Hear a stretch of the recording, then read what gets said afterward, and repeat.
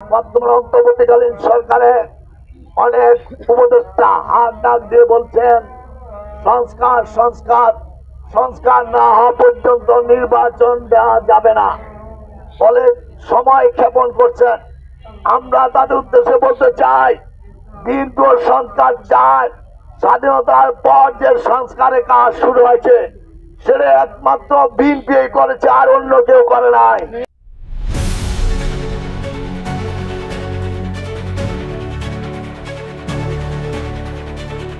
আমি আজকে আপনাদের এখানে যে দাঁড়িয়ে বক্তব্য দিচ্ছি, এই বক্তব্য দেওয়ার অবদান আমার আদর্শ প্রেরণার স্বাধীনতা ঘোষক শহীদ জিয়া রহমান।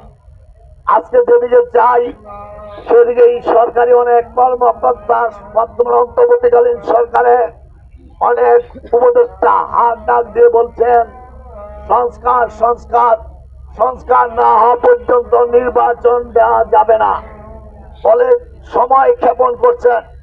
আমরা তাদের উদ্দেশ্যে বলতে চাই, দীর্ঘ সংস্কার চাই। স্বাধীনতার পর যে সংস্কারের কাজ শুরু হয়েছে সেটা একমাত্র বিএনপি করেছে, আর অন্য কেউ করে নাই। কারণ আপনারা জানেন 1971 থেকে 75 শেখ মুজিবুর রহমান বাংলাদেশের মানুষকে তলাবিহীন উপহার দিয়েছিলেন। লজ্জা নিবারণের জন্য রংপুরের বাসন্তীকে জাল পরিধানের উপহার দিয়েছিলেন। শেখ মুজিবুর রহমান সেদিন মানুষ এবং কুকুর একসাথে ক্ষুধা নিবার জন্য পাবনা ঈশ্বরদী রেল জংশনে মানুষের ভূমি বক্ষণকরণ উপহার দিয়েছিলেন। আর কি উপহার দিয়েছিলেন? 1975 সালের 25 জানুয়ারি 12 মিনিটের ব্যবধানে গণতন্ত্রকে হত্যা করে বাকশাল এবং একটান্ত কায়েম করেছিলেন। আর অপরদিকে স্বাধীনতার ঘোষক আমার আদর্শ এবং প্রেরণা সাবেক প্রেসিডেন্ট শহীদ জিয়া রহমান 1975 সালের 7 নম্বর সিপাহী বিপ্লবের মাধ্যমে দেশের জনগণের নির্দেশে সেদিন ক্ষমতার দায়িত্বভার গ্রহণ করে তিনি সর্বপ্রথম সংবিধানে বিসমিল্লাহির রহমানির রহিম সংযোজন করেছিলেন। এটা কি একটা সংস্কার না? দ্বিতীয়ত ভাবে উনি বাকশাল এবং একতন্ত্রকে বাতিল করে বহুদলীয় গণতন্ত্র প্রবর্তন এবং বহুদলীয় রাজনীতি চালু করেছিলেন। এটা ছিল শহীদ জিয়া রহমানের প্রথম সংস্কার। তারপর দ্বিতীয় সংস্কার করলেন কে? আমাদের মা মাটি মানুষের নেত্রী বেগম খালেদা জিয়া। যদি বলেন সেটা কিভাবে? 1982 থেকে 90 পর্যন্ত দেশের বেগম খালেদা জিয়া স্বৈরাচারের সরকার পতনে ঘটিয়ে 1991 সালে আপনাদের ভোটে যখন দেশের বেগম খালেদা সংখ্যাগরিষ্ঠতা পেয়ে এদেশের সরকার গঠনের দায়িত্ব পেলেন, তখন তিনি প্রেসিডেন্ট পদ্ধতি বাতিল করে সংসদীয় পদ্ধতি অর্থাৎ প্রধানমন্ত্রী শাসিত সরকার চালু করলেন। এটা কি সংস্কার না? আজকে যারা সংস্কারের কথা বলছেন তাদের সংস্কার আগে আমাদের অভিভাবক, আমাদের বিএনপির ভারপ্রাপ্ত চেয়ারম্যান, বাংলাদেশের স্বাধীনতা সার্বভৌমত্ব রক্ষার প্রতীক তারেক রহমান 1923 সালের 13 জুলাই উনি সর্বপ্রথম বাংলাদেশের বিভিন্ন রাজনীতির সাথে আলোচনা করে রাষ্ট্রীয় কাঠামো মেরামতের জন্য 31 দফা দিয়েছিলেন। সেটা কি আপনারা জানেন? যদি জেনে থাকেন তাহলে কি এই অন্তর্বর্তীকালীন সরকারের সংস্কার চায় না বিএনপি সংস্কার চায়?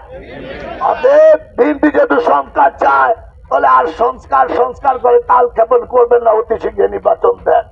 কারণ তারেক রহমান ইতিমধ্যে আপনাদের কাছে একটি বুকলেট চলে গেছে, 31 দফা বাস্তবায়নের জনসম্পৃক্ততা করার জন্য বাংলাদেশের 68,000 গ্রামে 74টি সাংগঠনিক জেলাকে নির্দেশ দিয়েছেন যে আপনাদের কাছে লিফলেট পৌঁছে দেওয়ার জন্য। আমরা তার নির্দেশে আজকে নাঙ্গল মহানগর বিএনপির নেতৃবৃন্দ, বন্দর থানার নেতৃবৃন্দ, নাঙ্গল সদর থানা বিএনপির নেতৃবৃন্দ আজকে বন্দর থানা 22 নং ওয়ার্ডে এসেছি। এই যে বুকলেট এবং লিফলেটের যে 31 দফা আছে, 31 দফা যদি আলোচনা করতে যাই তাহলে সারাদিন লেগে যাবে। কারণ 22 নং ওয়ার্ডের পর আবার 21 নং ওয়ার্ডে আমাদেরকে এই লিফলেট বিতরণ অনুষ্ঠান আছে। শুধু গুরুত্বপূর্ণ দু একটি এই দফার কথা আমরা আলোচনা করতে চাই। আপনি কি 16 বছর ভোট দিতে পেরেছিলেন? আমাদের মা বোনরা কি পেরেছিল? 16 বছর কি উনি শেখ হাসিনা তার খেয়াল মতো দিনের ভোট রাতে ভোট ডাকাতি আমাদের তথাকথিত পুলিশ ভাইদেরকে সিল মেরে ক্ষমতায় অবাধে দখল করে রেখেছিল, তাই না? তারেক রহমান ঘোষণা দিয়েছে বাংলাদেশ আর ভবিষ্যতে কেউ জনগণের ভোটের অধিকার যেন কেড়ে নিতে না পারে, তার জন্য বিএনপি ক্ষমতাকে অবাধ ও সুষ্ঠু নির্বাচনের জন্য আবার পুনরায় তত্ত্বাবধায়ক সরকার চালু করবেন। এটা কি সঠিক না ঠিক? তাহলে তারেক রহমান সংস্কার চেয়েছেন। দ্বিতীয়ত, আপনারা জানেন 16 বছর আওয়ামী লীগের গুন্ডা পান্ডা জাতীয়তাবাদী গুন্ডা পান্ডারা তাদের দোসরা লুটপাট করে বাংলাদেশের প্রতিটি ব্যাংক থেকে টাকা লুট করে, সম্পদ লুট করে দেশের বাইরে পাচার করে বাংলাদেশের অর্থনীতিকে শূন্যের কোথায় নিয়ে এসেছেন।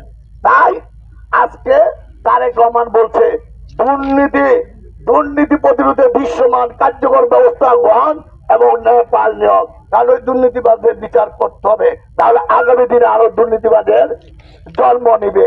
তৃতীয়ত, বাংলাদেশে মুক্তিযুদ্ধের দাবিদার বলে আমি, তারা মুখে মুখে মুক্তিযুদ্ধের দাবিদার, কিন্তু মুক্তিযোদ্ধাদেরকে সম্মান যথাযথভাবে তারা করতে পারে নাই।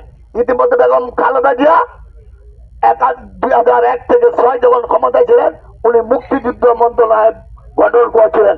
আর তারেক রহমান বলেছেন শহীদ মুক্তিযোদ্ধাদের রাষ্ট্রীয় মর্যাদা স্বীকৃতি প্রদান যথাযথভাবে করতে হবে।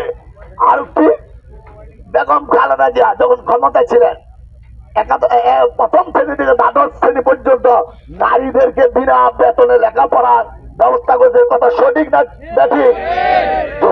যদি সঠিক হয়ে থাকে উনি বলছেন নারীদের মর্যাদা সুরক্ষা এবং ক্ষমতায়নের যথাযথ পদক্ষেপ গ্রহণ করবেন। আর কি বলেছেন, কিন্তু বাংলাদেশ কৃষি নির্ভরশীল দেশ, কৃষকরা তাদের ন্যায্য পানা পায় না, কৃষকরা তাদের চাষবাস করার জন্য ন্যায্য মূল্য সার পায় না, তাই কৃষকের উৎপাদনের বিপণে সুরক্ষা দিয়ে কৃষি পণ্যের ন্যায্য মূল্য নিশ্চিত করতে হবে। এরকম 31টি দফা আছে। তারেক রহমান কি ভালো কাজ করছে না খারাপ কাজ করছে? যদি ভালো কাজ করে থাকে আমরা শহীদ জিয়ার সৈনিক, আমরা খালেদা জিয়ার সৈনিক, আমরা তারেক জিয়ার সৈনিক। তারেক রহমান এই 16টি বছর অসুস্থ থেকে বাংলাদেশ থেকে 8,000 মাইল দূরে থেকে বাংলাদেশের 20 কোটি মানুষের মুখে হাসি ফুটানোর জন্য উনি দিন রাত পরিশ্রম করে আমাদেরকে সাংগঠনিকভাবে শক্তিশালী করেছেন এবং রাজপথে ফেসে পুরি হাসিনা সরকারের বিরুদ্ধে আন্দোলন সংগ্রাম করতে বলেছেন। আমরা আন্দোলন সংগ্রাম করছি, এমন কোন বিএনপি নেতা কর্মী নাই যে আমরা মামলা খাইনি, আমরা জেল কাটিনি। কিন্তু আমরা বলতে চাই এই 16 বছর যেভাবে তারেক রহমানকে মিথ্যা মামলা গায়েবী মামলা দিয়ে তাকে দেশের বাইরে রাখা হয়েছে, দেশটি বেগম খালেদা জিয়াকে কারারুদ্ধ করে রাখা হয়েছে, আমরা বলতে চাই তারেক রহমান বাংলাদেশের বাইরে থাকলেও তারেক রহমান তার নেতা কর্মীদের মাধ্যমে বাংলাদেশে অবস্থান করছেন। তারেক রহমান যে 31 দফা দিয়েছে আগামী নির্বাচনে আপনাদের আমাদের মা বোনদের ভোটের নির্বাচিত হয়ে সংখ্যাগরিষ্ঠতা অর্জন করে সরকার গঠন করে 31 দফা বাস্তবায়ন করে 20 কোটি মানুষের মুখে হাসি ফুটাবেন। আপনারা 20 কোটি মানুষের মুখে হাসি ফুটানোর জন্য তারেক রহমান আপনাদের যে সমর্থন চায়, যে সহযোগিতা চায়, আপনারা পাশে থাকবেন। অবশেষে আমি শুধু বলতে চাই তারেক রহমান আপনারা সারা দিয়ে আপনারা প্রতিটি কর্মসূচি এবং জনগণের বিপদে আপদে পাশে থাকবেন এবং 31 দফা বাস্তবায়নে আমরা যদি বুকে তাজা রক্ত দিয়ে যদি 31 দফা বাস্তবায়ন করতে হয় আমরা সেই বাস্তবায়ন অবশ্যই করব ইনশাআল্লাহ। অবশেষে আপনারা আমাদের তারেক রহমানের নির্দেশে নাঙ্গল মহানগর বিএনপির নেতৃত্বে শুধু এই বন্দর থানা নয়, বন্দর উপজেলা নাঙ্গল সদর থানা নয়, বাংলাদেশের আনাচে কানাচে যেখানে যাবেন আর যে লিফলেটটি বা বুকলেট পেয়েছেন এখানে 31 দফার কথা বলা হয়েছে। আপনার বুকলেট বা লিফলেট নিয়ে ঘরে বসে থাকবেন না, আপনি ভালোভাবে পড়বেন, বুঝবেন, আপনি আপনার পরিবারের সদস্যদেরকে বুঝাবেন, পার্শ্ববর্তী আপনার পাড়া প্রতিবেশীকে বুঝাবেন 31 দফার প্রয়োজনীয়তা আছে কি নাই। অবশ্যই 31 দফার প্রয়োজনীয় আছে। অতএব 31 দফা বাস্তবায়নের মাধ্যমে বাংলাদেশের 20 কোটি মানুষের মুখে হাসি ফুটিয়ে আগামী নির্বাচনে তারেক রহমানকে এবং আমাদের মা মাটি মানুষের নেত্রী বেগম খালেদা জিয়াকে এবং বিএনপির ধানের শীষে আপনারা ভোট দিয়ে আগামীতে সরকার গঠন করার আহ্বান জানিয়ে আপনাদের দীর্ঘক্ষণ বসে আমাদের বক্তব্য শোনার জন্য আপনাদেরকে ধন্যবাদ, আপনাদের সুস্থ দীর্ঘ কামনা করে আমি আমার বক্তব্য শেষ করছি। খোদা হাফেজ। বাংলাদেশ জিন্দাবাদ। শহীদ জমরুল বেগম খালেদা জিয়া জিন্দাবাদ। আগামী দিনে বাংলাদেশের কর্ণধার, বাংলাদেশ স্বাধীনতা সার্বভৌমত্ব রক্ষার প্রতীক আমার রাজনৈতিক জনতা তারেক রহমান জিন্দাবাদ। বাংলাদেশ জাতীয় দল 20 নম্বর ওয়ার্ড শাখা জিন্দাবাদ। বাংলাদেশ জাতীয় দল বন্দর থানা শাখা জিন্দাবাদ। বাংলাদেশ জাতীয় দল নারায়ণগঞ্জ মহানগর শাখা জিন্দাবাদ। আসসালামু আলাইকুম।